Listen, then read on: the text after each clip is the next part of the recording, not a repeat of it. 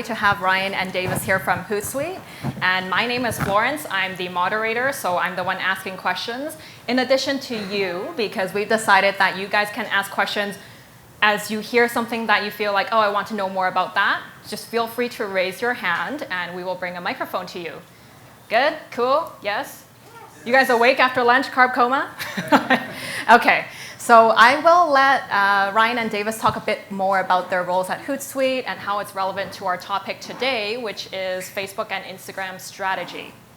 So I'll kick it off. So my name is Ryan. I'm the Global Director of Paid Social at Hootsuite. So essentially what I do is I work collaboratively with our entire organization and our clients to help them figure out paid social and how it merges with organic. So it's really about, from my perspective, how do we help our clients drive better results, reach their goals, both in merging organic and paid together. Perfect. And I'm Davis Riar. I'm a senior business value analyst, and essentially what that means is that I tie tactical social media objectives to business outcomes. I do so through the use of research and analysis, and I look to that in terms of industry trends and best practices. And so working with that, I work across all of our strategic accounts at Hootsuite. Awesome. Well, today our chat, which is going to be about an hour and say 15 minutes, is going to cover two main sections. The first one is going to be on Facebook. So without further ado, don't beat around the bush. I'm just going to get right to it. So Facebook, we do consider it, we perceive it as a more mature social media platform. So what are the fundamentals of it that differs it from Instagram, which is both owned by Facebook and also seen as a competitor for its attention of its consumers? So I'll start it off. And so for those of you who don't, actually one little extra tidbit about me. So before Hootsuite, I was at Twitter for about 3.5 years. And I bring that up because for those of you who don't know, when Instagram first launched, they sort of took a page from Twitter. And the difference between Facebook and Instagram at the time was that Facebook was a private platform and Instagram was a public platform. And what that means is Instagram was really about connecting to people that you'd never be able to connect, like celebrities, people of influence that you'd never be able to connect with. And it brought you to a world that you'd never seen before. Versus Facebook was really about connecting that close connections to your friends, your family, your colleagues, what have you. I mean, think about it. For those of you who are on the platform, I can follow Kim Kardashian on Instagram, but I'm likely not friends with Kim on Facebook. Some of you might be, I'm not. I mean, so that world is Facebook and Instagram are trying to merge a little bit, but I think that fundamental still holds true in terms of the interaction with people, places, things that are just well beyond your own personal network, as you would think on the Facebook side. So that's sort of the fundamental, I would say, difference between the platforms and how they launched. And if you think about that, that also parlays into some of the biggest attributes that fundamentally makes Instagram quite unique to Facebook. And when we think about things like hashtags, and we're all familiar with hashtags, people use them all the time. There's a reason why hashtags are so prevalent and dominant on Instagram versus not so much on Facebook. Again, it's about that wider network and connecting to wider trends, people, places, things that you might not be connected with within your own group. The other big thing I would say is that if you look at Facebook versus Instagram overall, Facebook offers just a lot more. There's just so much more you can do from a user experience. And I'm guessing that everybody here, can I assume that everybody here has a Facebook account? Is there anybody who doesn't have a Facebook account? Don't raise your hand or admit it. Does anybody not have an Instagram account? Okay, so we're all, some people I think are kind of lying actually, I say no. So I'm assuming you're on both, and you might use them for different reasons, but ultimately, if you think about Facebook versus Instagram in general, Facebook offers just so much more breadth to it because it's been around a lot longer. And that was the idea behind Facebook. So think about other ways of using Facebook, things like groups. Groups exist on Facebook, but they don't exist on Instagram. We'll talk a little bit about groups as we go further in the session. But really, groups, I think, is a really interesting way of bringing people together with common interests. And from the real estate perspective, huge opportunities, which we'll talk about in a little bit. Think about marketplace, so buy and sell, that kind of thing. That's also available on Facebook, not on Instagram. If you also think about the way you access information and news, much more so on Facebook, for better or for worse. Good news, bad news, wrong news. You wouldn't necessarily access that type of content or go to those platforms for that type of content on Facebook versus Instagram.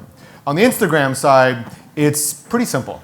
And that was the idea when they launched Instagram, was keeping it super simple, taking away all the extras and making it an image-based, video-based platform, and literally that's it. So it depends on what you want. And again, that idea of imagery and being able to connect with celebrities and what have you naturally brought on a younger demographic to the platform. So Instagram in general skews younger than it does on Facebook. Facebook is actually going older and older, while Instagram is going younger and younger. Not too young. The TikToks of the world are sort of taking the youngest of the young. But that's how you could think about the fundamental differences of the platform. And as we get in further, I'll help you understand when and where to use each platform for your marketing priorities. Perfect. Great answer, Ryan. But to elaborate a little further, I just look at the timelines of the platforms. LinkedIn was probably the only platform before Facebook that's still very prominent today. Now Facebook came out in 2006, and that meant a very much higher penetration rate for who's actually using the platform. So like Ryan said, it's almost a mass marketing tool, with the exception of the youngest generation, Generation Z, who's not frequently using Facebook either. They're streaming towards platforms such as Snapchat, Instagram, and more so now TikTok too. Now, when I look at certain these platforms, what I've noticed as well is that there's a certain trust and authenticity that's built on platforms like Instagram compared to Facebook. And the reason this is actually built from this insight is that you look at the timeline on Instagram. It's all content that you've either opted in for, something that you followed, or something that's going to be an ad that's really highly targeted to your audience. Take the Explore page on Instagram. That's all new content of different platforms and different pages that you haven't already interacted with. And so what's really unique here is that Facebook has it all on one feed. When I notice the difference between the two, if someone likes a post and it populates onto my page on Facebook, I haven't already opted in to follow that content. And essentially what that means is that I don't have that same trust and rapport built with that account either. And so when I look at the value of a piece of content on the Instagram feed versus Facebook, I weight Instagram's content significantly higher. I also look at things like Ryan mentioned as well in terms of the breadth of opportunities on Facebook. Facebook's even releasing a dating app as of recently where it integrates your profile right into the messenger, and you can find similar people with similar interests as well as mutual friends and connections. Instagram's not going to release that. They're going to stay true to their basics of being a core visual-based platform, and even if they are going to expand past that, it's just going to be in terms of things like Instagram TV and Instagram Stories. Another thing I thought was really unique about Facebook is that even though I've stopped adding people on Facebook because I'm not really on the platform, I'm more active on Instagram, there's only one reason I personally, as a user, go back to Facebook, and that's for events. And so Facebook's great in terms of having that calendar and having an integrated calendar with non-social network calendars as well in your mobile device. And so this is a really important thing to keep in mind when you are targeting people for certain events as well, whether that be as a personal page who wants to set up just a party or an event, or as a business page who wants to drive people for a very timely based occurrence for something you want to sell them. And so I think that's very unique between the two. I'll draw one final comparison between Facebook and Instagram, is that Facebook almost serves people, the average user, like that personal CRM system. It's everyone who you've pretty much interacted with. You're very open with who you've added on the network primarily. And so as a result of that, these are the individuals who you might not frequently interact with. And if you don't interact with them on the timeline, they'll be deprioritized, but they'll always be on your friends list. Instagram, on the other side, you'll see a lot of people's content organically. But what that results in is that if you don't actually see value in that person's content, you'll often either hide that individual from the profile, you'll mute their stories, or you'll often unfollow them if the content's not valuable either. And so once again, bringing that back to my first point, the content that you see on an Instagram feed is often bred with trust and authenticity from people who you've highly engaged with and interacted with. And so in summary, I think the breadth of different use cases on Facebook is significantly different from the simplicity and the authenticity that Instagram builds. So thank you for the very detailed answers. And it's very interesting when you mentioned that Facebook has a great breadth of different tools and services. Mm-hmm. So How would, let's say there's a lot of sole proprietors and small businesses in here, real estate teams, they are wondering how they could effectively and efficiently build their business presence on Facebook. Is it still possible to do that given that Facebook, a lot of it is pay to play right now? So what's your take on that? On building a business from scratch? Yeah, like what kind of tools would you recommend that they use? Organic tools, let's start with that. Yeah, so I mean, well, we can look at organic and paid together really, but so if you're starting from scratch, and this is sort of leaning on what Davis was talking about, first and foremost, you need your own page. So if you don't have, I'm just curious, how many folks here have a Facebook business page? Okay, how many have an Instagram business page? Interesting, okay. We're gonna change that today. So you'll notice, and again, going back to the differences between Instagram and Facebook, first and foremost, when we're talking about Facebook and Instagram, when you're trying to decide one or the other, do I do this, do I do that, you're going to hear this come from me a lot. Try, test, do both. I wouldn't necessarily pick one versus the other. You should be present on both for different reasons. And when we talk about strategies and what have you, I'll talk a lot about, I'm a really big fan of testing. You'll hear me say this a lot. Figure out what works as opposed to making your own decision up front. So first and foremost, you need a business page. And take some time when you're launching a business page on Facebook in particular. There's a lot of options. Use every available option to you. Your bio, your link description. There's even for those of you who don't have a Facebook business page, which is obviously the majority of you, you can even have a call to action button directly on your business page. Something as simple as call for more information, learn now, all different types of call to action directly on your business page. Your location, your business, everything you can include there, absolutely do to get this business page started. Now, and the same thing with Instagram, although the options are very limited in terms of what you can have from a bio perspective and additional information, but use as much as available with you for yourself. Images are really important. I'm sure you guys are all on the real estate side, so you guys, I'm sure, have beautiful, gorgeous headshots. I can see them all here right now. So, but think beyond just your headshot. Be original as much as you can, because there's a lot of you out there, and you're all trying to go after similar client bases. It's a competitive business. The next thing you're going to figure out is, great, I got this business page. Nobody follows me. So the problem you have right now, and the problem everybody has right now, is you're going to hear me say the content is king and make sure you have great content. I was just talking to somebody earlier about content. Well, you can create as much content as you want. What's the point if nobody sees it, right? So there's a couple ways of looking at this. In the olden days of social, that's weird to say, actually, I never said it that way. It's about 10 years ago. Yeah, in the olden days, you published content and everybody saw it.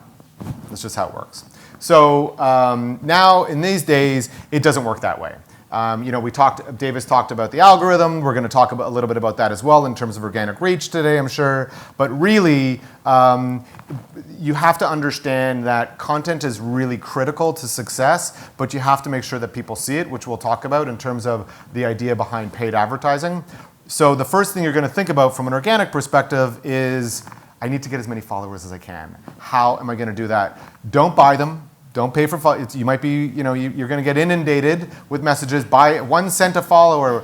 These are bots. These aren't real people. People will see through that. Davis used the word authenticity. I can't stress enough. I agree with him 100%.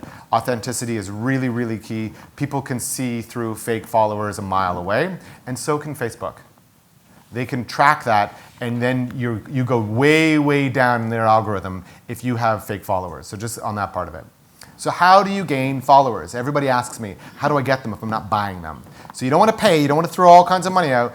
Pay is one part of it, but really how you're going to do it is you're going to start off with a really great content strategy. And the way to start this off is, don't try to sell yourself right off the bat. Nobody wants someone walking right up to them, right in their face, trying to sell them something. Nobody wants that. We're going to get there. We're going to sell stuff, but we got to get there first. You got to prove yourself. So the way you're going to prove yourself is you're going to prove yourself through thought leadership. You're going to prove yourself with content, and you're going to provide value to people that are on the platform. Remember, as much as you think that people are coming onto Facebook to see what you have to say, they're not. They're not on that platform on Instagram or Facebook to go and buy stuff. You have to merge your way into conversations as best as you can, and you're going to do that by providing valuable content that people are interested in. So think about it. What type of content do you think someone would resonate in the world of real estate? What kind of stuff would people want to read? Things like that. Just so you know, I actually bought a house a week ago. So I was from who? From who? Anyone in here? I live downtown. For those of you who, I don't know if anybody works in the Danforth area, real estate is insane. We had 19 bidders on this house. Anyways, that's for another time. So you want to have the right type of content. So things like, and I've been having to research this because I've been in the market, things that really gravitated to me, things like, the biggest mistakes buyers and sellers make, or 5 to 10 tips on how to choose a real estate agent. That was a big one for me because we didn't have somebody. All these tips and tricks, all this type of thing is the type of content people are interested in. So start building this content and you're going to see that people are going to be interested in what you have to say. This is the authentic way of driving a follower base and being able to be successful at social. Now, it's not going to happen in a day. Be patient. It will happen. So, and as we do that, the next things you have to think about, okay, so now I've built my brand, I've built my page, I have I'm creating all kinds of content, and it doesn't have to be just your content. There's nothing wrong with aggregating content that you think is great. You don't have to go out and write a million stories. If you can aggregate, do your research, Google as much as you can, find really relevant stuff, and you can be a content aggregator to help share really insightful blogs, white papers, tips, tricks, what have you, with your follower base. You got to start with the basics, so I would start with your friends and your colleagues, your family, get them all to follow you, and start that virality of sharing content, and that's the whole concept of social, and that's what's going to work best. Once you've built that base, now it's time to build your own brand beyond your network. And that's where it starts getting interesting. And that's where things like paid becomes really important. And we're going to talk a lot about paid strategies, but just to narrow it down in terms of the top things you need to think about, and we'll talk about each one more specifically. Think about, number one, your business objective. What are you trying to really do? And what I find is there's 2 things that most folks in the real estate market want to achieve. 1, I want to build my personal brand. Or 2, I want to sell a house, or I want to list a property. Those are the 2 main ones.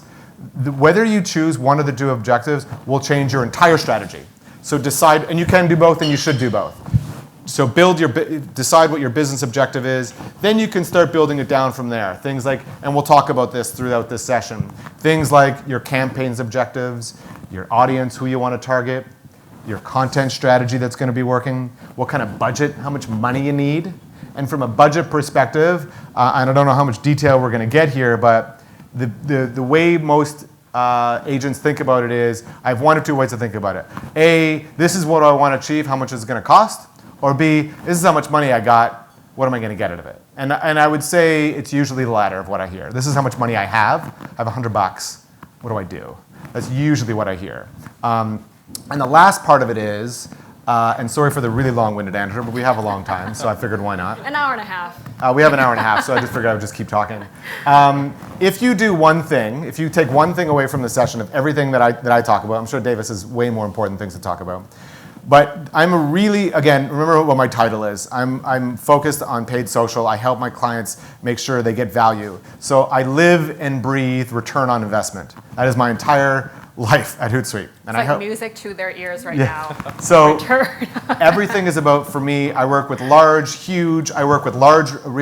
commercial real estate agents as well. Colliers is one of my big clients. Everything is either return on ad spend or return on investment. That is my entire life. So here's what I can recommend.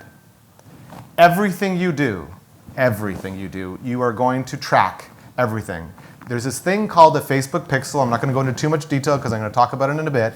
But a Facebook pixel, the one thing I want you to do when you go back home or you go back to your office, if you have a website, does anybody have a website?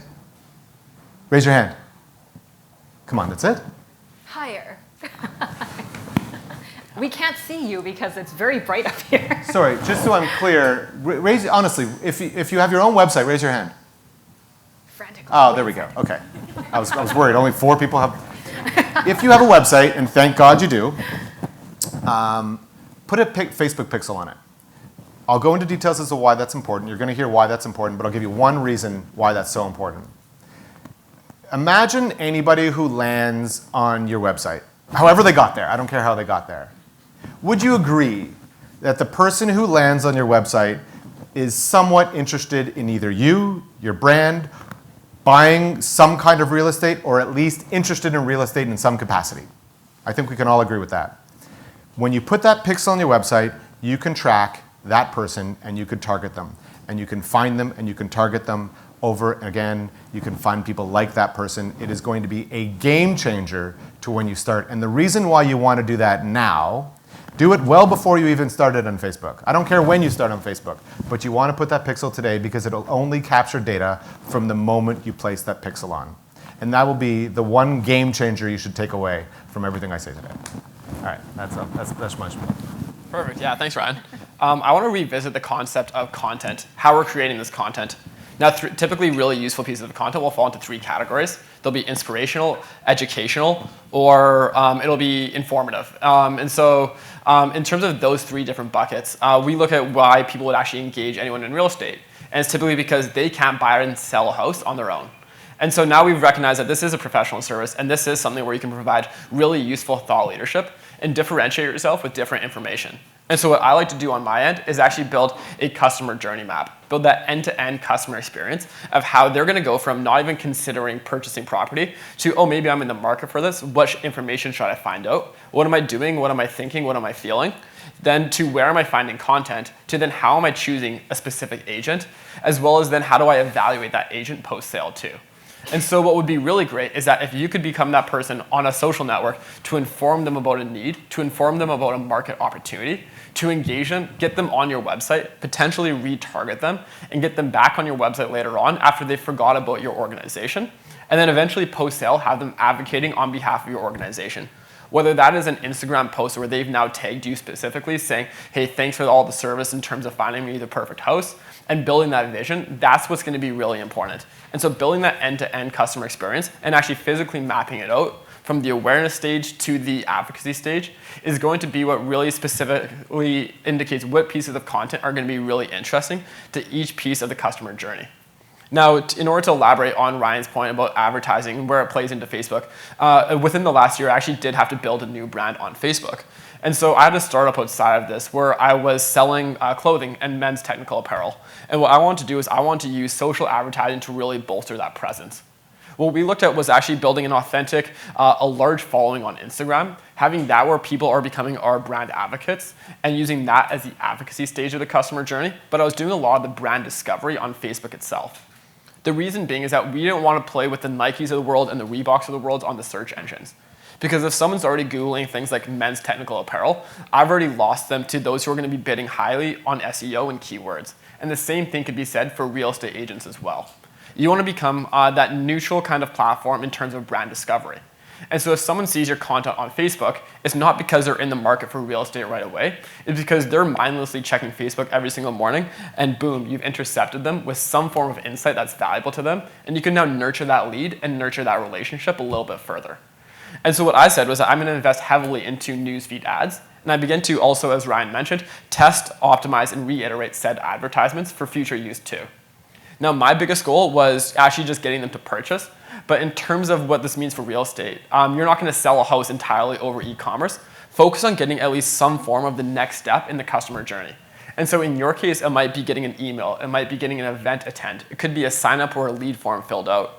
It could even just be getting them on your website so you can drop that Facebook pixel onto their browser and you can track their interaction history for when they are a prone target to retarget and send another advertisement their way when there are certain triggers in life events that indicates that they are ready to purchase property. Whatever that is, it always comes down to what is your customer doing, thinking, and feeling, and how are they going from awareness, interest, to consideration, to then purchasing through, or at least becoming a lead within your realm of customer base, and then at the very end, advocating on behalf of your brand. The final piece I wanted to talk about was this cross-collaboration and this opportunity for partnerships too. And so one thing that we've identified at Hootsuite is that there are similar organizations that can be opportunities for cross-selling and co-selling. And so whether this is a mortgage broker who could help co-promote your content, share your page alongside their page, as well as co-create content with anyone who's like an interior designer, and they would be the ones to develop that content for you and share it to your audience, while then you repurpose some of their content for their audiences, more like complementary instead of competitors. This could be a large opportunity to reach new followings organically and very cheaply too.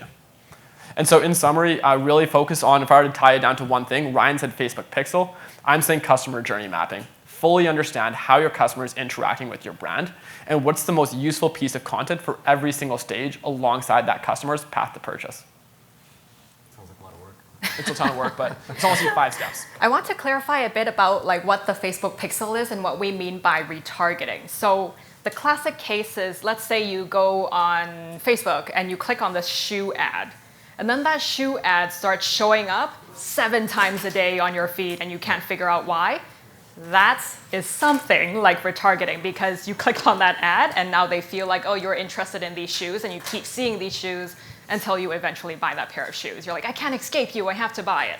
So that's the form of like retargeting, right? They know that, okay, you've been to the site, now we're going to keep showing you these ads and then bumping you through the customer journey. So that's essentially the story behind, okay, what we see Facebook doing for your potential leads. And I want to elaborate a bit more on the customer journey and the pixel and how we can use it in paid social ads, which is the next question, right? So I think it's definitely great to do retargeting. And also, I want you to elaborate more on that customer journey, because a lot of times, like even at my agency, I get real estate developers coming to me and saying, well, we just want leads. So they want to go from A to Z, right? Like, I want to sell this house right away. So let's tell the group here what's a bit more realistic. Like, is it just getting to the lead part and then after that it's more one-on-one? Like, what is the customer journey that you see for real estate? And what can paid social and organic do for that part of the customer journey? Perfect. So for that part of the customer journey, I would definitely say get some interest or consideration in terms of a lead. And so hopefully that would be an email, or at least somewhere where you can talk to them off social media or on a more personal note.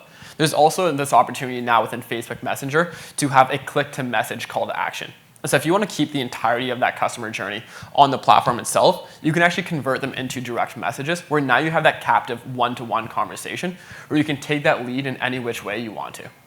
Another thing that I spoke about as well was this opportunity to test, optimize, and reiterate. And what I typically do when I'm building a customer journey map is that I align it to social KPIs. And what that means is that how many people have we reached in terms of awareness? How many likes have we gotten on content, click-throughs, and then the acquisition on the website? For the clothing company, that was a sell, but for you, it'll probably just be an email form, a lead form completion, or whatever it means to take them offline to that next stage of the customer journey. Now from this, it'll probably look like a funnel. You'll probably have 1 million impressions to generate maybe 50,000 people liking content, to generate 1,000 website click-throughs, that'll generate maybe 500 leads.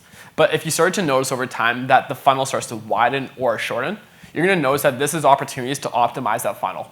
And so if people are landing on your website, but they're not filling out the form, this isn't a problem specifically around the ad targeting. Maybe it's gonna be a problem around your landing page and how effective that is at converting people.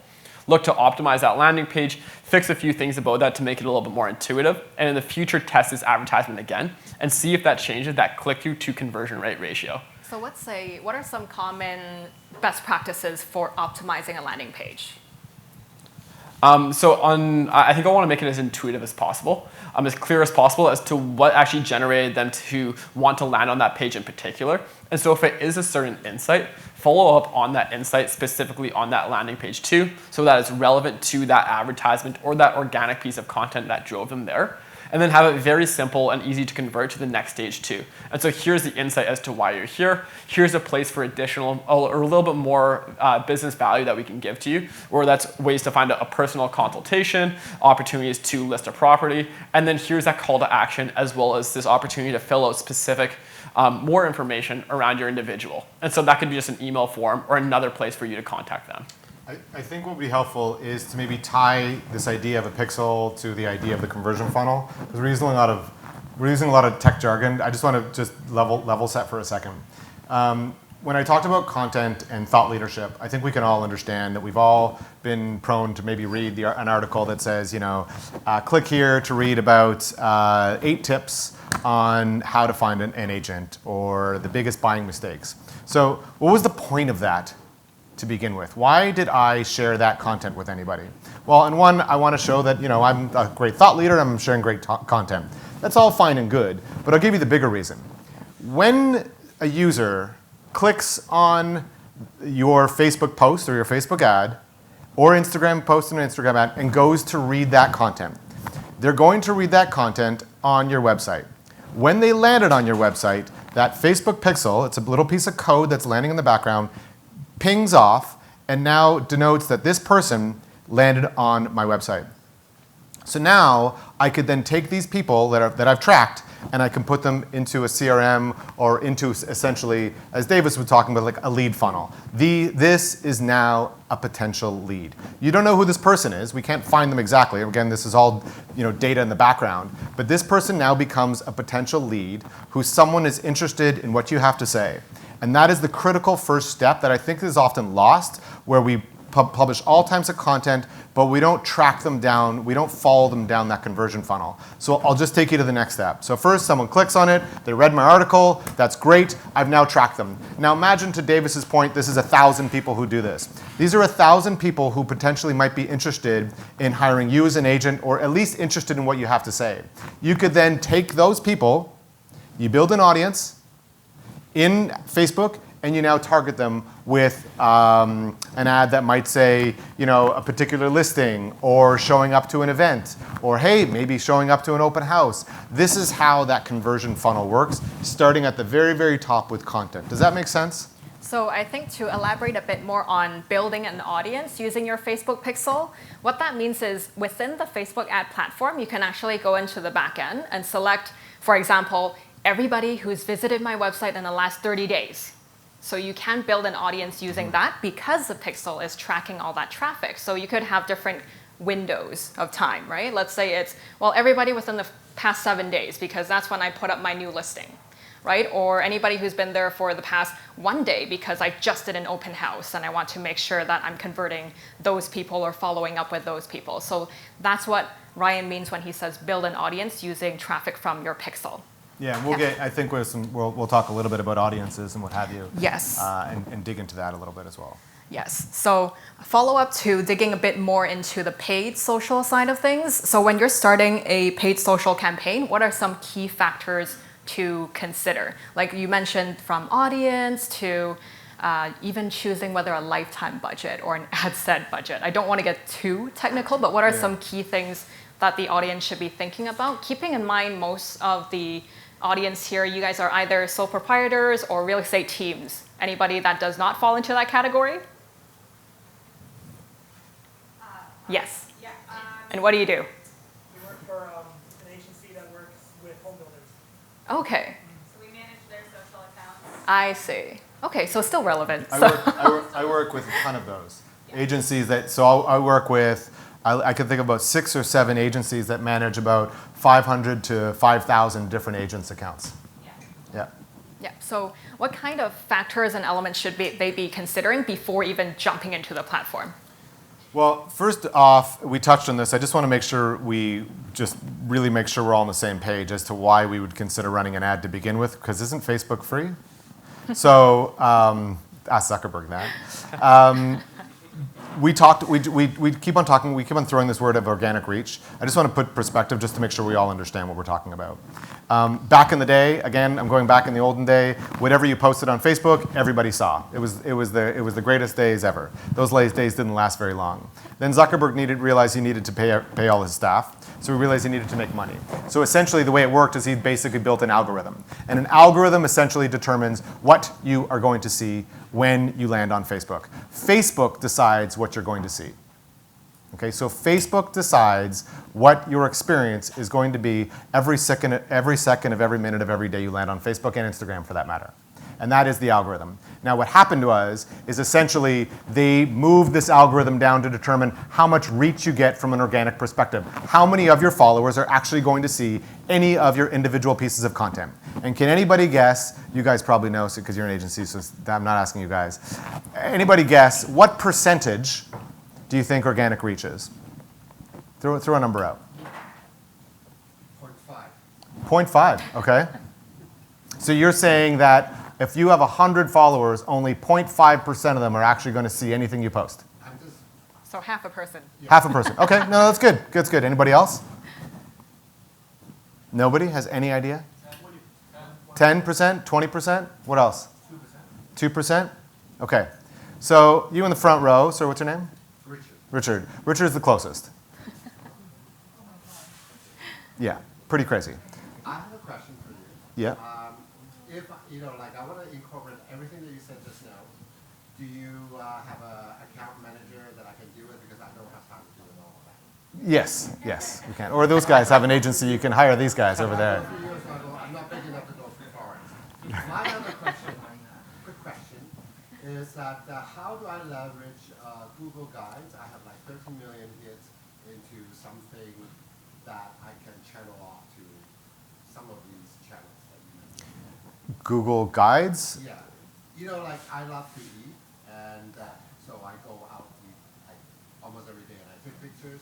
So I have like 13 million people hitting on my picture, and real estate as well. Okay. So how do I monetize that? Okay, I'll get to that. Let me just finish the reach challenge, and then I'll touch on. You're asking essentially you're asking about retargeting, and yes, you can do it. Yeah, it's a little. it's message to Florence with my. Yeah, it's a little technical. I'll try to tell you how to do it. And it's the one thing that everybody wants to know. How do I go from Google to Facebook? That's what everybody asks me. Can you just maybe I can just talk to one of your account managers? I'll tell you how you do it. It's really easy. No, it's not really easy, but just to sum up the organic reach challenge. Organic reach, the organic reach changes, and it's different by brand, by brand, by brand, by brand. And the reason for that is Facebook favors brands and content that people engage in. Not surprisingly, it's all about a positive user experience, right? So on average, I would say it's around 1%. So now you're thinking, geez, this guy just told me to find followers and fans, and now he's telling me I can only reach 1% of them. The way to make that 1% a little bit higher, maybe you can go to 2 or 3%, is having really good content that people engage in. Or the other way is, to Florence's point, paid advertising. You defeat the algorithm 100 times over, and it doesn't cost $1 million to be able to have to run paid advertising. I have clients, I work with real estate agents that spend $10 a campaign, $20, $100 a campaign. However, what I will tell you though, if you're going to spend a small amount of money, you have to be good at what you're doing. Otherwise, you're kind of throwing it away. So I'll touch on let me get back to your Google component. I'll talk about that when we talk about audiences, because it's interesting at how to connect Google and Facebook. It's the holy grail if you can get there, and I'll help you get there. So I just want to touch on Florence's point in terms of where do you start? And this is what I work on with a lot of clients. I don't have a ton of money. I'm not a Coca-Cola. I'm not sitting on $1 million. Can I even run a Facebook campaign for $100? Is that even? Do you think you can? You absolutely can. So this is where you start, and it kind of goes back to my original point. Often, most agents that I deal with have no idea how much to spend. So they ask me, how much do I need to run an ad campaign? Now, I'll tell you, it very much depends on, the number one thing it depends on is the size of your potential audience, of how many people you want to talk to. Now you're going to tell, I want to talk to as many as I can. You don't want to talk to as many as you can because then you're lessening your reach. So let me put this into perspective. Some of the most important things you need to consider when you first want to launch an ad campaign, we talked about tracking in pixels. That's great. Get that code up on your website. Do it today, tomorrow. Trust me, it'll help you in the long run. Budget, you need to figure that part out. I can help you there. The other things you need to think of as I tied on is audiences.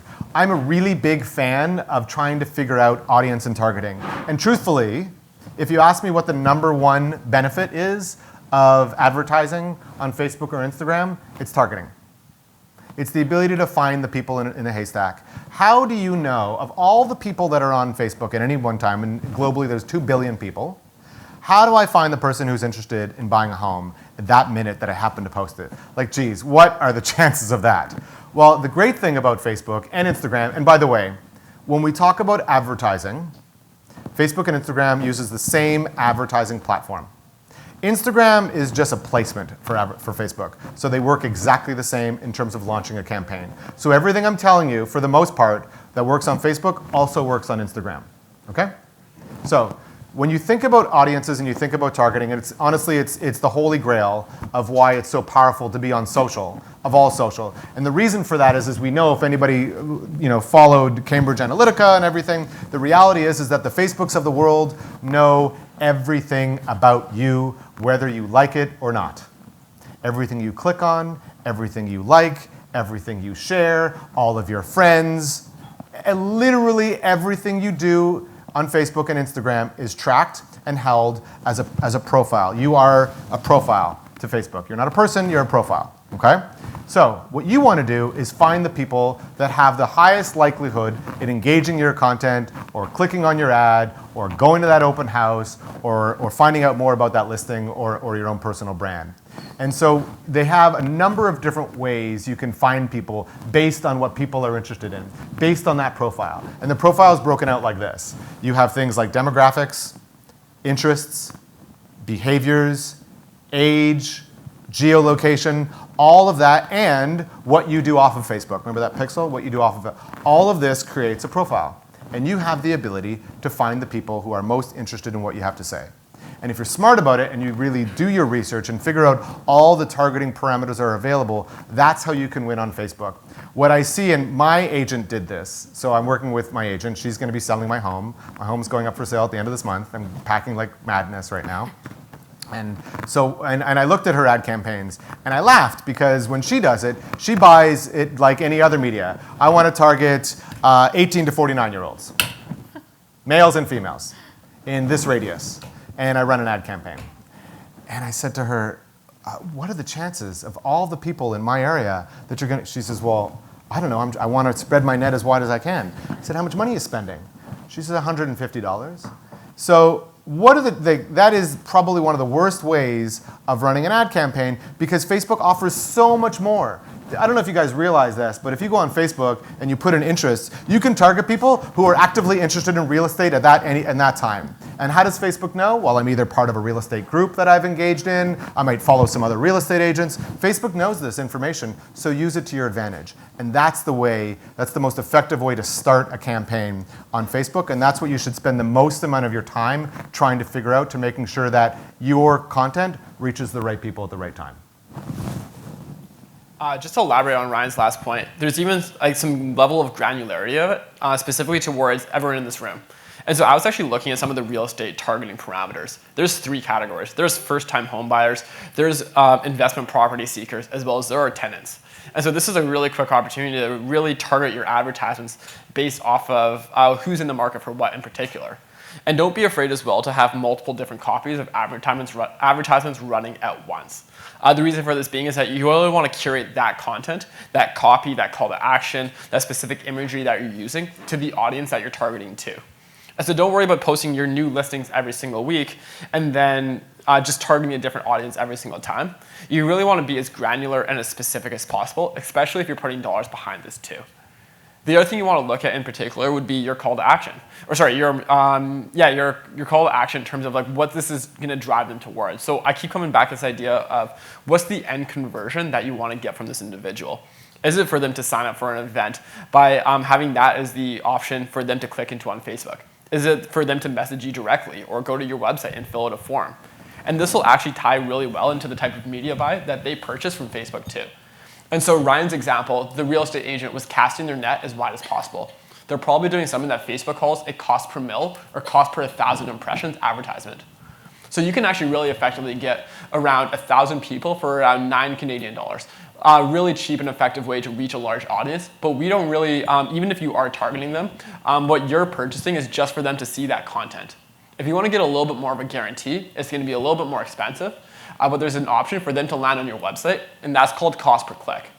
There's also what we call cost per acquisition, and that's for them to fill out something specific like a lead form. So for them to go to your website, the Facebook pixel will track this and now enable you to have that media buy, but for them to actually become a lead to your organization. But what's really interesting about this too is that we now have to come back to this ask of what is your budget overall and how much do we want to spend on this. And what I like to look at is how much is a lead worth to everyone in this room. And so if you were to get 10 people who have signed up as leads and 5 of them will show up to an open house, figure out what that means in terms of propensity to convert, to actually become a customer, and how much you would actually pay for that lead. Because if your cost per acquisition and you're paying $10 for one person to fill out a form, and really your only return on investment is $2, it's not an advertisement you want to run. It's not one you want to run in the future either. And so you need to either consider other media buys outside of that format, or you want to figure out how you're going to tweak your ad to get your cost per acquisition cost down. And so that's the way I would approach this, is looking at the end result, the quantifiable value in terms of how do you build return on ad spend, like Ryan mentioned, or at least social return on investment, working backwards into how much you would pay for that ad spend, setting those parameters within Facebook, and then finally as well saying, who is my audience that I want to target, and get very granular with both demographic and psychographic information, such as am I in the market for real estate. The other thing I wanted to look at as well was what are the really important ones for granularity of targeting. I'm going to state the obvious here, but if you're selling Toronto real estate, every single time make sure that your market is at least specifically targeting people within the Toronto or Greater Toronto area. Other things as well would be who are the demographics of people who have previously purchased property from you in particular. Figure out, what do they like to do, what do they like to interact with on social media, what's their actual profile itself, and use that to build your targeting parameters. Because that's actually what's going to build that customer profile, which will inform that customer journey, and give you a little bit more insight into the ad targeting parameters that you want to set within Facebook that's going to resonate with a specific audience that's specific to you as a real estate agent. It's going to be different from your competition because this is content that you created based off of that personal brand that you've built on your social networks too. Just to add to that, there's a free tool. It's called Facebook Audience Insights. It's connected to your business page. And as soon as you start doing stuff, publishing content, getting fans, followers, likes, go into Facebook Insights. And then you'll get a better sense as to who are these people? Now, you think you know who your perfect demographic is.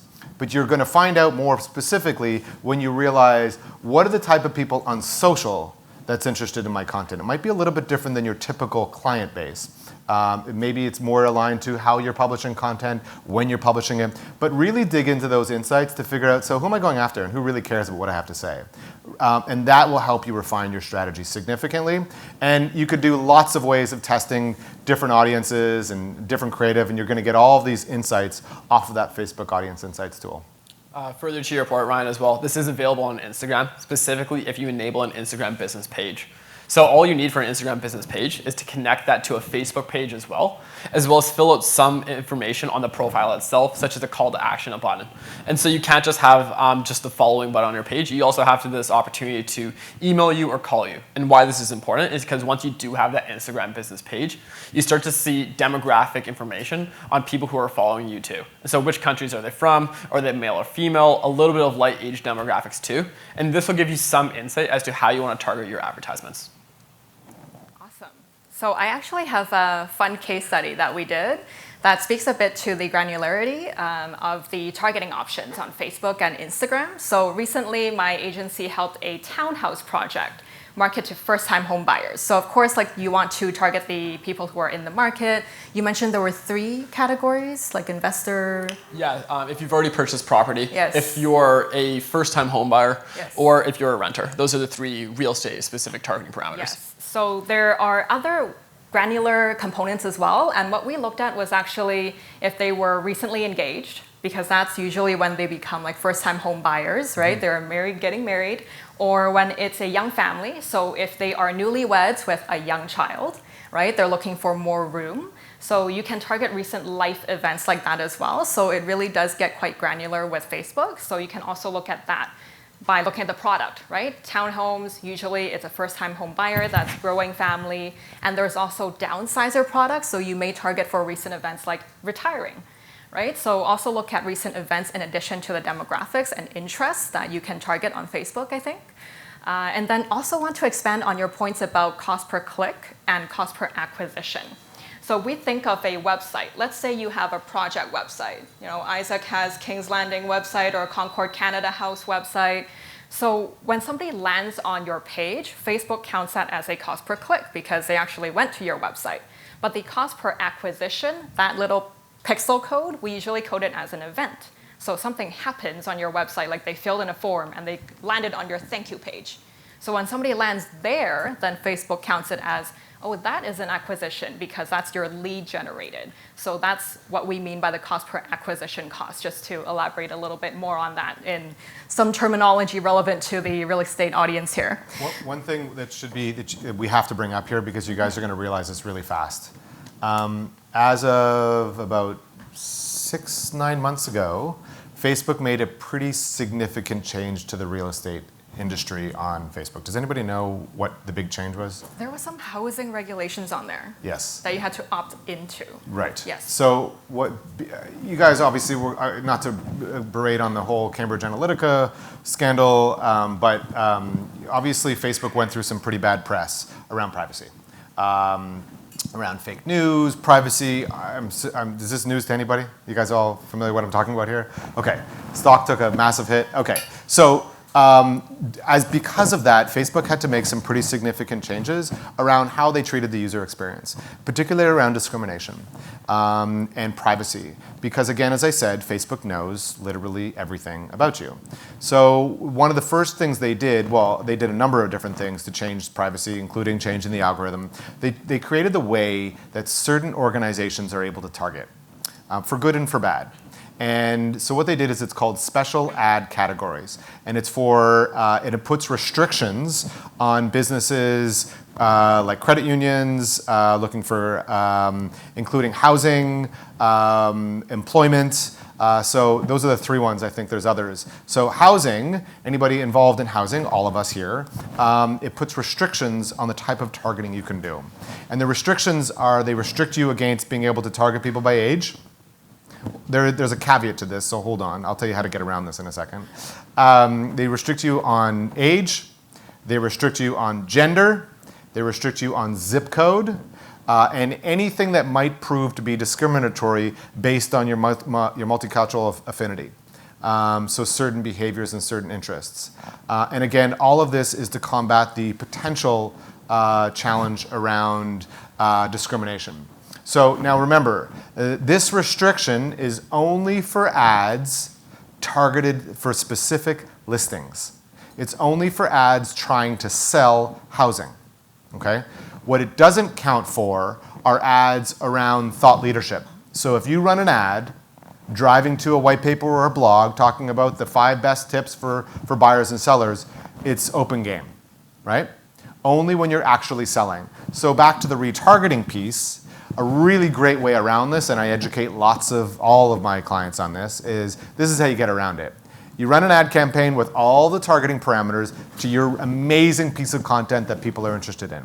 They land on your page, you've pixeled them so you know who they are. Now because we already know who they are, we can build an audience, as Florence was saying, we can build an audience in Facebook, and we can retarget that person with a listing. So we don't have to worry about the restrictions. We already got the person, we already know who they are. Okay? That's a really good way around it, but just be cognizant that there are these restrictions on real estate specific to selling homes on the platform. Awesome. So some really good pointers here, and I do want to move us into the Instagram component, but some key points to take away from this discussion is that, one, make sure you install that Facebook pixel for all of you who have a have a website, right? So that you're tracking all the leads coming in. And the second is really consider how your advertising takes your prospective lead / customer through the customer journey, right? Like what can it realistically do for you? Like if you probably won't sell a home through a Facebook ad. That's still like you need to close that deal yourself, okay? So what realistically can it do as part of your customer journey that your clients are going through? So moving more into Instagram right now, if some of these in the audience, like they do not have an Instagram business page, so how would they get started building one? Like where do they start if it's organic feed that we're looking at? Perfect, yeah. So for the Instagram business page, the first thing you need is to have it connected to a Facebook business page, which is connected to a Facebook profile. And so even if you created a dummy Facebook page, at least this is something for Instagram to verify and latch onto. Instagram business pages, they're trying to push for as many different pages as possible. I see a lot of my friends' personal accounts just have those business calls to action, which means that they are running an Instagram business page as well, and they're doing it probably for the insights, just for fun. But what's interesting about this is that the most important part about an Instagram business page is that it's really easy for them to get in contact with you via the channel that you think is most appropriate for you. And so if you're an email person, it'll put in your email as a call to action. It could be a call person, it could be a website. Whatever way you want to funnel your customers, Instagram will recommend that call to action directly on your profile. And so that's the first thing you want to do. They will ask for a little bit more information. Things like they might ask for a full profile completion. So you don't just need a handle, but you need like a name behind that as well as whatever website that you want to attach it to. But just specifically list all of the different things in the Instagram business page caveats, and you'll unleash a lot more functionality with the platform itself. And finally, one of my favorite things with that page too, like I mentioned in the last question, is the insights behind it. So you can see how many people have visited your page right within the platform. You can see profile engagements. You can now see some demographic information from these individuals. And most importantly, you can begin to run Instagram advertisements too. The other thing you can look at from a user functionality basis, that I know most people in this room are probably on their phones all day because they're on the go. But if you ever do want to sit down, there's a lot more desktop functionality as an Instagram business page compared to a personal page. And so Instagram will also beta test new features with their business pages first. So things like, I noticed that I couldn't direct message off of my personal page on desktop, but Ryan could. There's other options as well in terms of how you actually publish through others' third-party social networks too. So we're here with Hootsuite. We noticed that if you're going to publish through any third-party social publisher, you can't do it from a personal page. It has to be a business page. And so there's a lot more functionality. It's cheap to do. It's very free. It's very convenient and easy if you just connect it to a personal page, or sorry, a page on Facebook, as well as if you fill out that call to action of whether it's an email or a call button. I think you covered it all.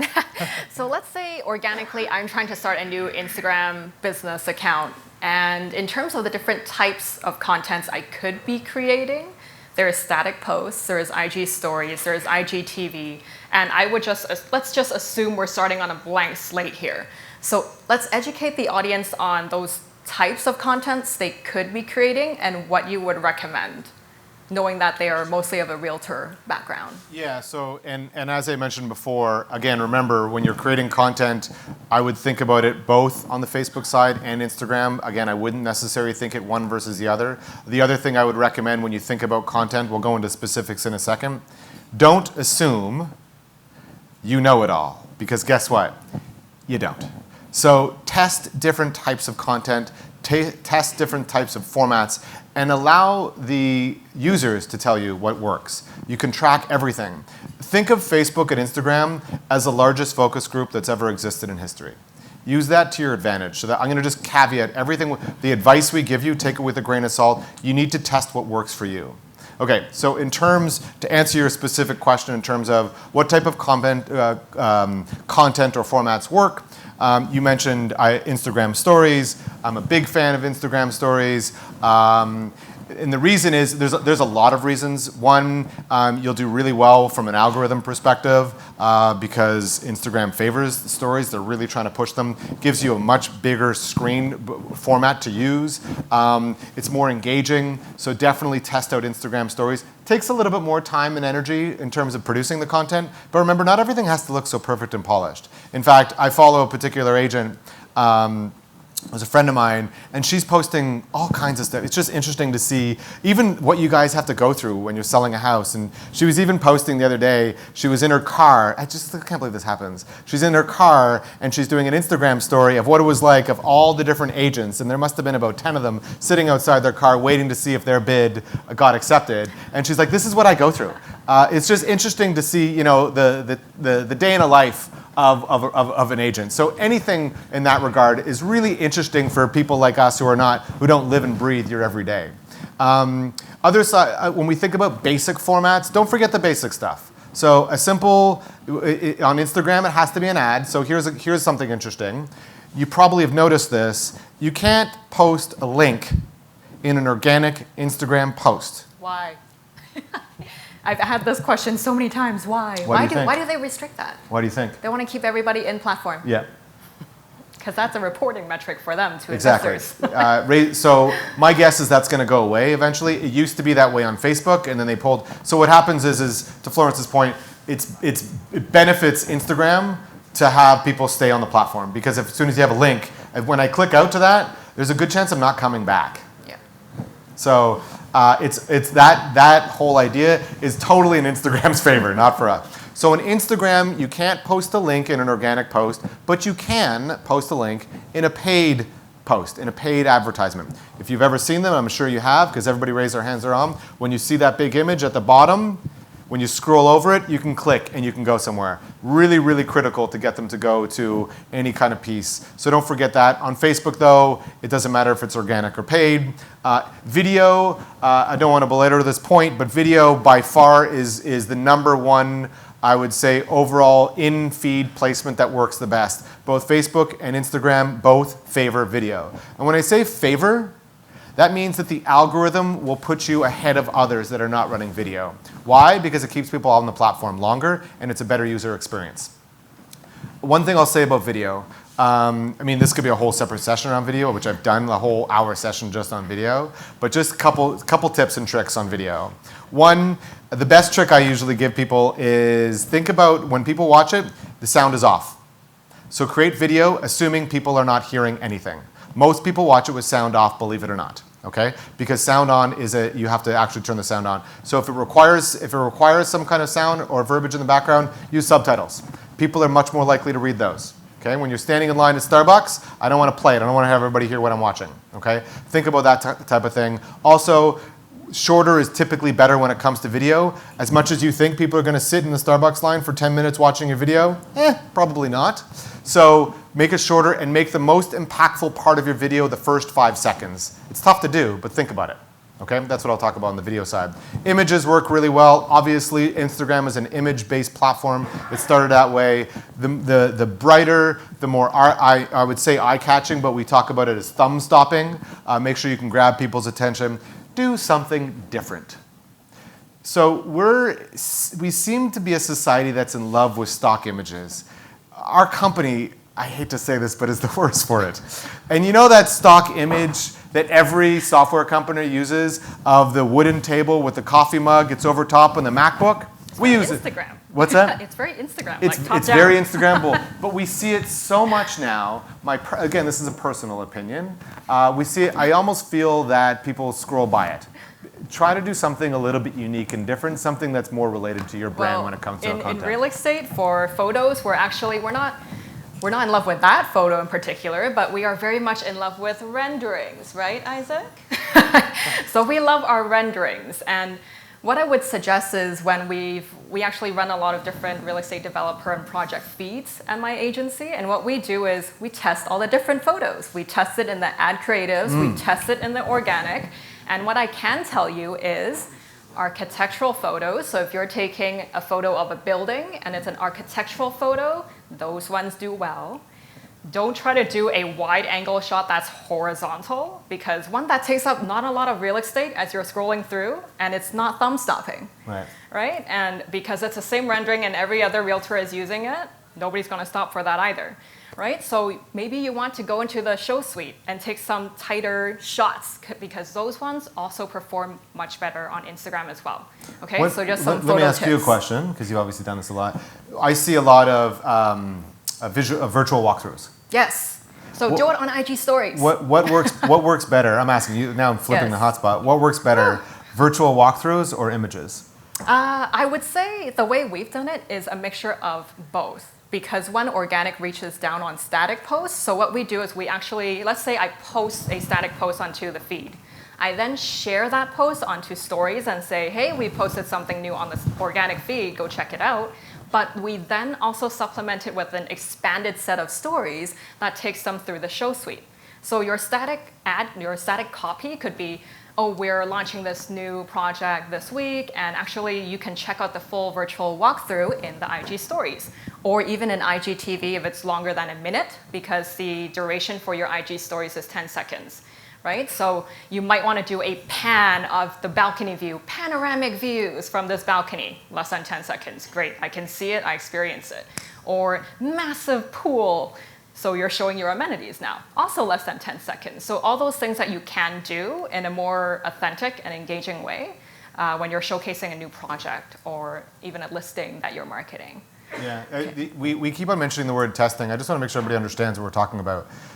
What I mean, I'm assuming we're talking about the same thing, but when you run an ad campaign, within an individual ad campaign, same objective, same budget, same everything, within that ad campaign, the system allows you to test different images, or different videos, or different headlines, or different calls to actions, even different URLs. It allows you to test them all within the same campaigns, the same budget, same everything.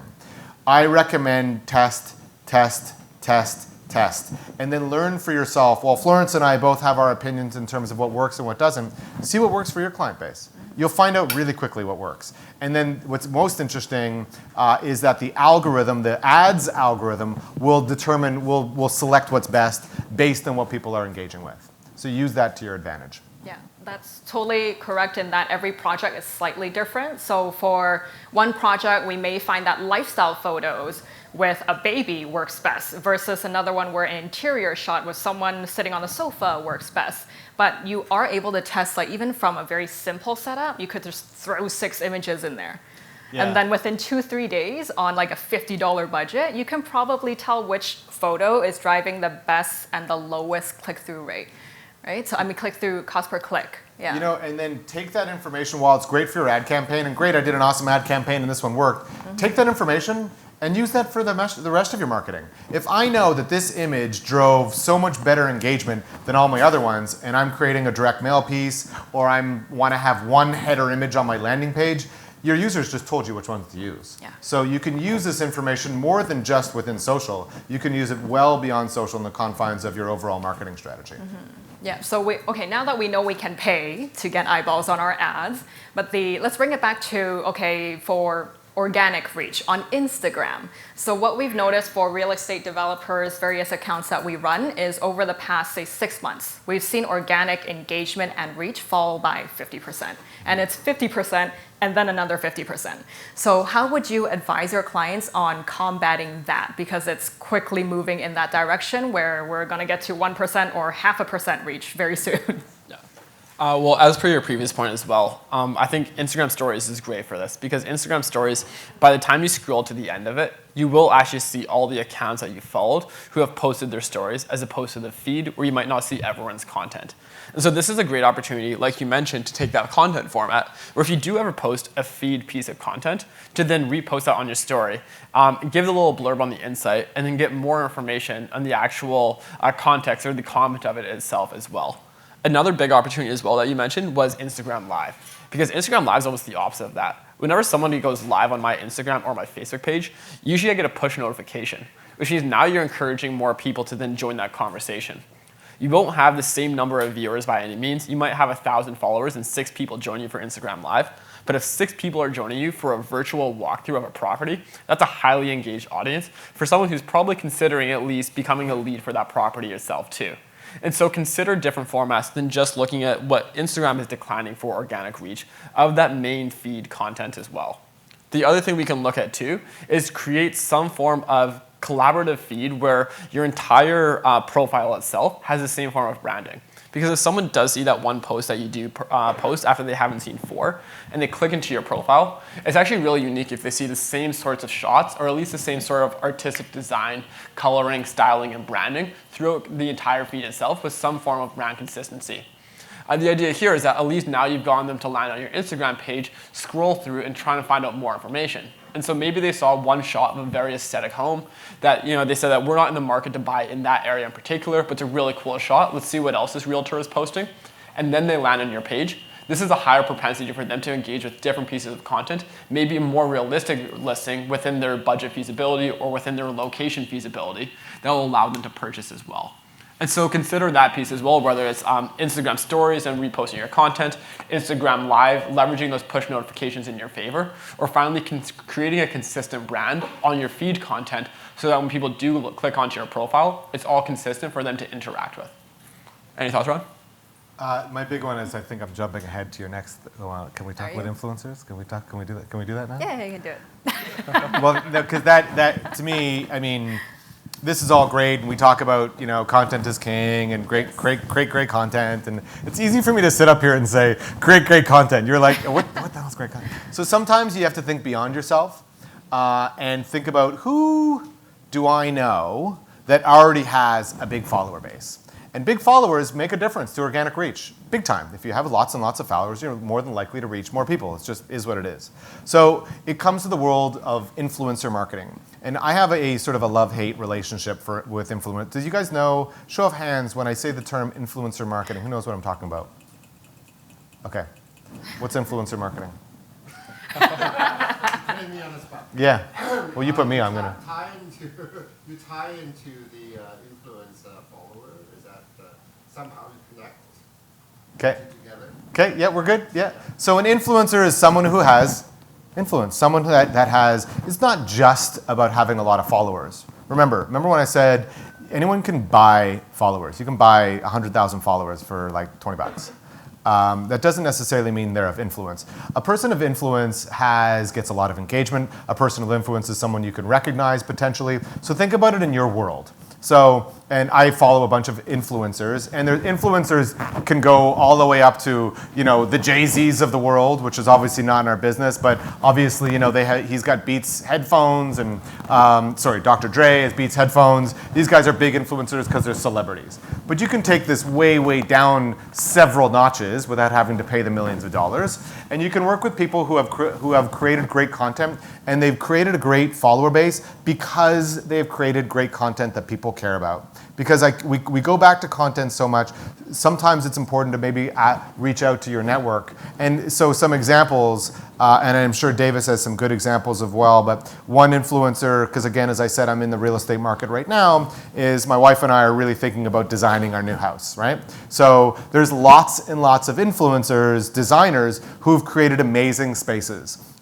Amazing spaces. So my neighbor happens to be an influencer, and she works with a number of brands, and they redid her house. And her house happens to be the same style as our house, and her house looks so much better than our house. But it's amazing that I saw it, and I watched it on Instagram, and sure enough, I commented, and I asked her, I'm like, who did this for you? What is that? What color are you using on the wall? What couch is that? This is exactly the whole point of it. So if you think about it, it's a way to get people engaged in a property, in a type of area they have, a place they live, design. It all kind of feeds up into creating that inspiration, creating content that's going to get people to engage. And if you work with these influencers, what's great about it, going back to targeting, is now once someone engages in a piece of content that you've worked on, now you can target that person.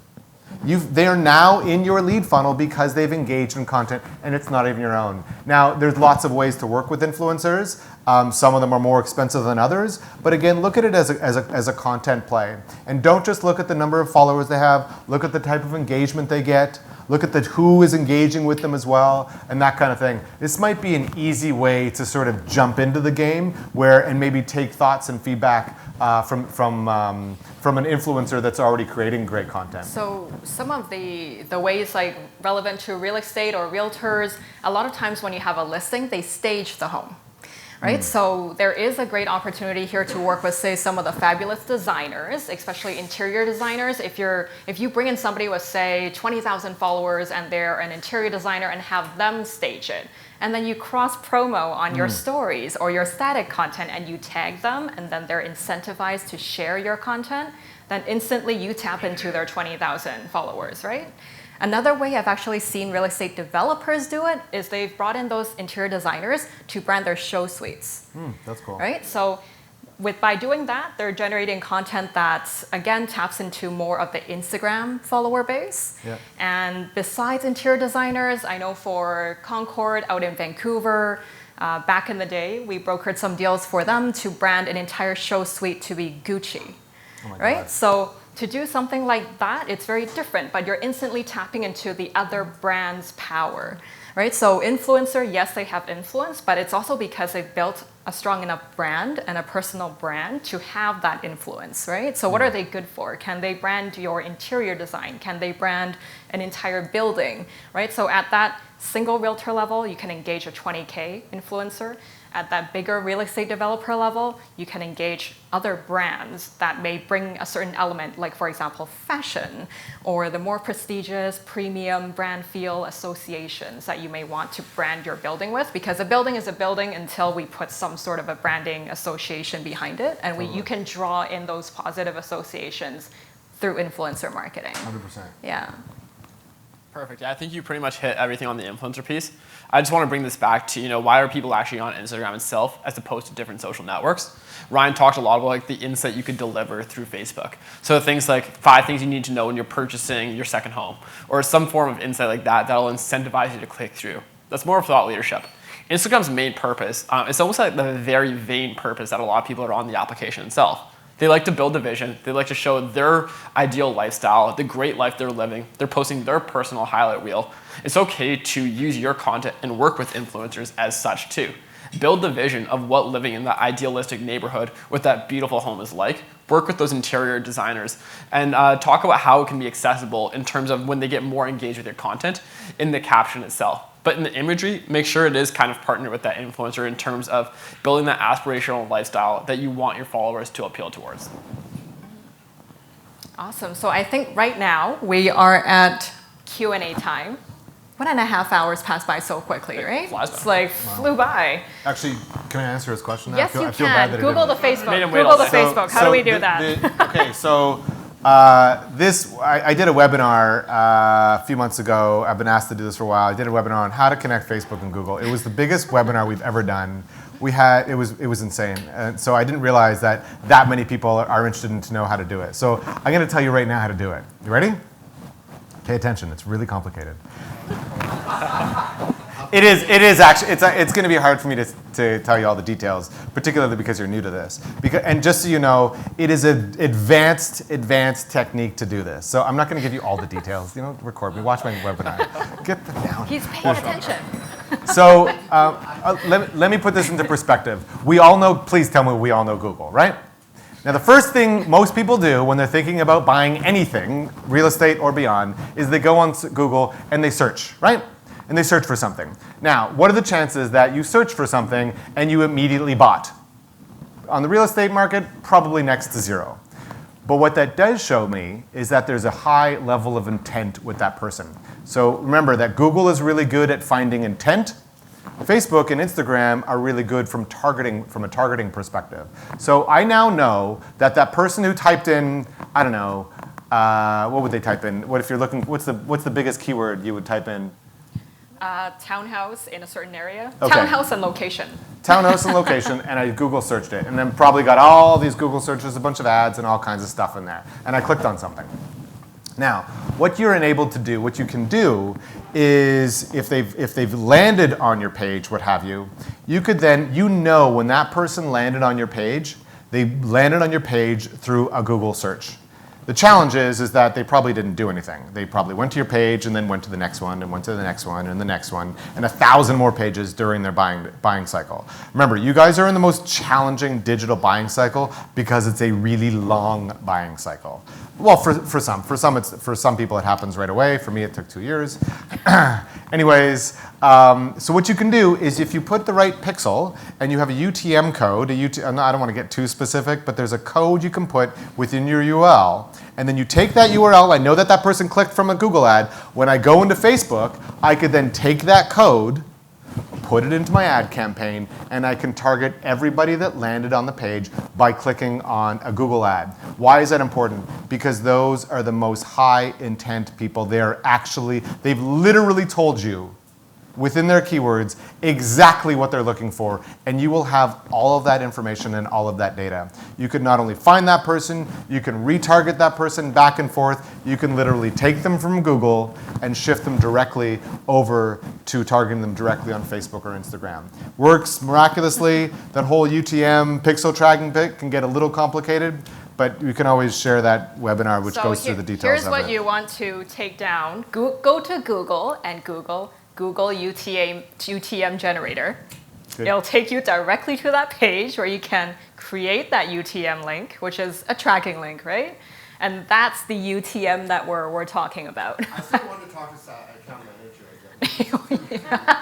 Not him, Wait, not him. Wait, you guys aren't taking, you guys aren't writing all of this, no, yeah, no, absolutely. I mean, there's tons of agencies out there, you guys, all these guys that are willing to certainly help. What I really want to do is, because I go to actually Target, fine dining, right? So those are my clients. So how, if they click on the picture, I can send a message that this is my market, talk to me. Can I do that? Yeah. Okay. How do I reach you? How do you reach me? Yeah. We can go through Florence to reach me. You can tweet at him. You can tweet me. You can tweet him. Questions? Are you letting us off easy? One question? Not one question? What if I asked you guys a question to see if you were paying attention? No, I'm just Yes. kidding. Yeah. And there's a quiz at the end of this session. How do you use Facebook Live? Like, you didn't mention Live. So Facebook Live, and how do we incorporate that?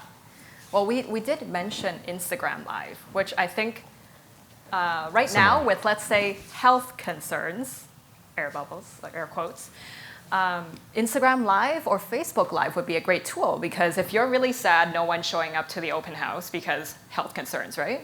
Then that could be a great tool to use. But how would you recommend that they use these tools? Absolutely. I would start by announcing it ahead of time as well, making it an event that you can build up to.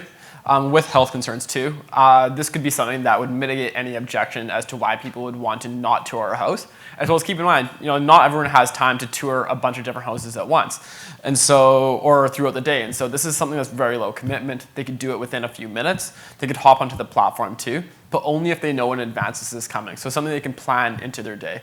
I would definitely recommend that, and try and make it a little bit more interactive too. Keep in mind, this isn't a YouTube 5-minute video that you're shooting. That's going to take a lot of content production as well as high quality content output.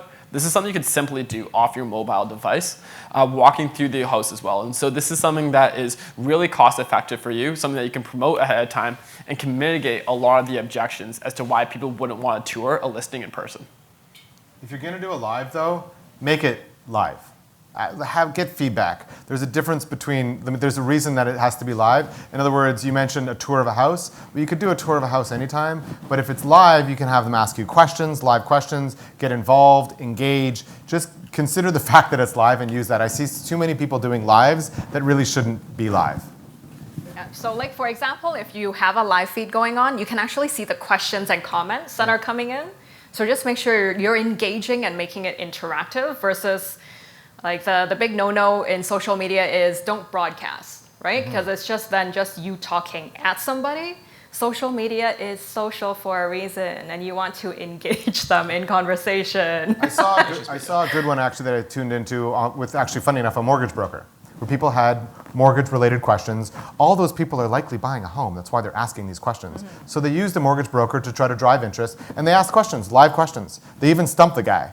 But that's an interesting way of being able to ask live questions in the moment. I can do it directly from my desk. I don't have to make an appointment and go to somewhere. It's just an interesting other way to engage people through the platform. And to Ryan's point, remember, always follow up. So you might have only like a very few select people who are consistently with you throughout the entire Instagram Live.